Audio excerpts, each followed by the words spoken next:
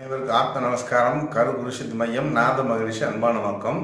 சிவவாக்கியர் எழுதிய பாட்டு. அந்த பாட்டோட விளக்கம் நேரடியாக பயிற்சியாக அளிப்பதுதான் கரு குருஷித் மையத்தில் ஆதிநாத வாசித்து கற்றுத்தரப்படுகிறது. சொல்றாரு பாட்டில், காலை மாலை நீரிலே மூழ்கும் அந்த மூலர்கள் காலை மாலை நீரிலே கிடந்த தேரை என் பெரும் காலமே எழுந்திருந்து கண்கள் மூன்றில் ஒன்றினால் மூலமே நினைப்பராகில் முக்தி சித்தியாகும். முக்தி சித்தியாகனா என்ன பண்ணோம்?